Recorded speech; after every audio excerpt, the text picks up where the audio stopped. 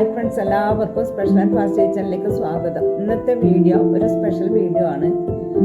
ഇന്ന് നമ്മൾ രാവിലെ രാമേന്ദ്ര മിഷൻ ആശ്രമത്തിൽ പോയിരുന്നു. അവിടെ ഒരു ചേച്ചി കുറേ ചക്ക കൊണ്ടുവന്നു.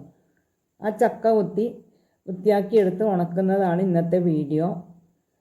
ചക്ക കുത്തി കഷ്ണങ്ങളാക്കി മുറിച്ചെടുത്ത് കുറേ ആൾ ചക്ക മുറിച്ച് ഒരു ഭാഗത്ത് ചക്ക മുറിക്കുന്നുണ്ട്, ഒരു ഭാഗത്ത് ചക്ക കൊത്തുന്നുണ്ട്. ചക്ക കൊത്തി ഇരിഞ്ഞെടുത്ത് കുറച്ച് ആൾക്കാർ ഹോളിൽ ഇരുന്നിട്ട് വൃത്തിയാക്കുന്നുണ്ട്. ചക്കയെല്ലാം ഇരിഞ്ഞ് ഹോളിലേക്ക് കൊണ്ടുവന്ന് ഹോളിൽ നിന്നാണ് എല്ലാവരും വൃത്തിയാക്കിയെടുക്കുന്നത്. ഇത് ചുളയിൽ നിന്ന് കുരുവെല്ലാം എടുത്ത് കുരു വേറെ ഉണങ്ങാനിടും, ചക്ക വേറെ ഉണങ്ങാനിടും. ഇത് കുറേ ദിവസം ഉണക്കിയെടുക്കണം. അതിനിടയിൽ നമ്മൾ ബ്രേക്ക്ഫാസ്റ്റ് കഴിച്ചു. അവലുപ്മാവും പഴവും ചായയും കഴിച്ചു. അങ്ങനെ ഇതെല്ലാം വൃത്തിയാക്കിക്കൊണ്ടിരിക്കുകയാണ്. വൃത്തിയാക്കുന്നതിനനുസരിച്ചിട്ട് ഉണങ്ങാനിടുന്നുണ്ട്.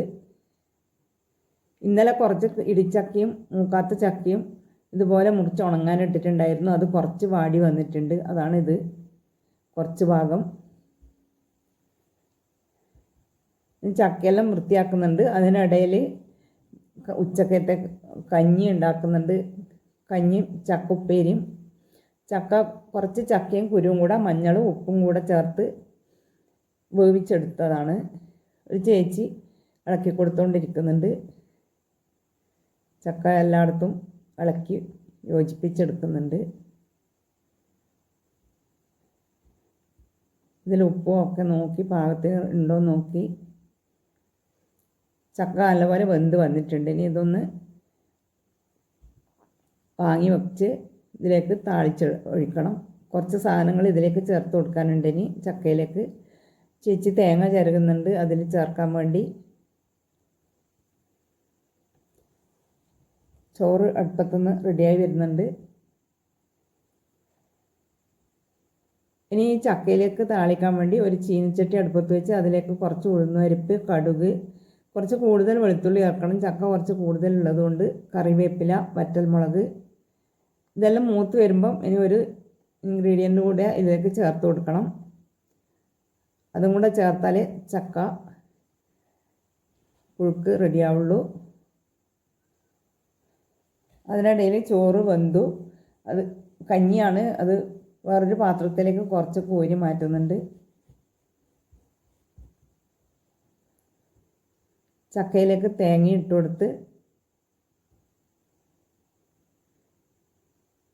തേങ്ങ ഇട്ടൊന്ന് ഇളക്കി കൊടുക്കണം.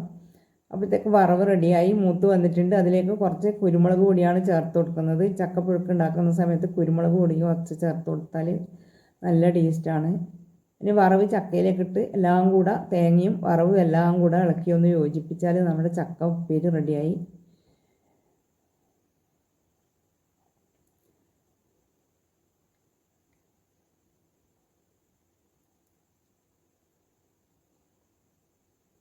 എല്ലാം കൂടെ യോജിപ്പിച്ചെടുക്കുന്നുണ്ട്.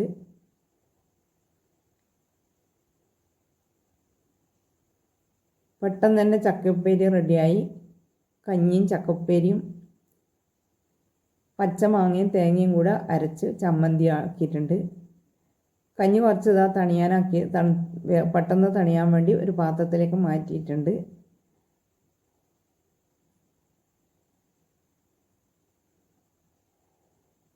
ഇനി എല്ലാവരും ഭക്ഷണം കഴിക്കലായി.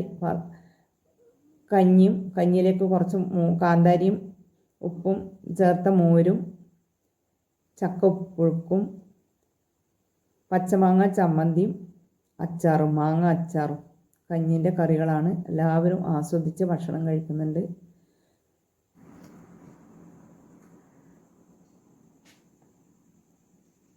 ചക്ക ഉണങ്ങാനിട്ടത് ഇങ്ങനെ ഇടയ്ക്ക് ഒന്ന് കൈകൊണ്ട് ഇളക്കി കൊടുത്തു കഴിഞ്ഞാൽ, ഒന്ന് മറിച്ചിട്ട് കഴിഞ്ഞാൽ പെട്ടെന്ന് ചക്ക ഉണങ്ങി കിട്ടും.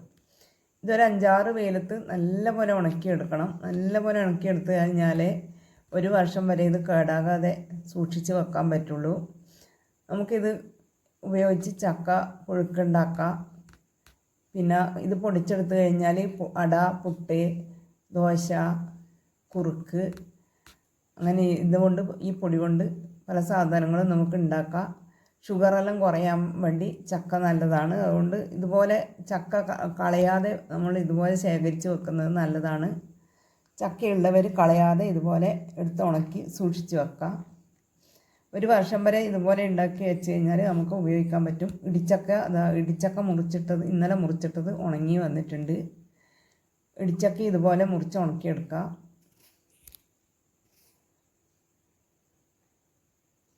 ഇത്രയേ ഉള്ളൂ ഇന്നത്തെ വീഡിയോ.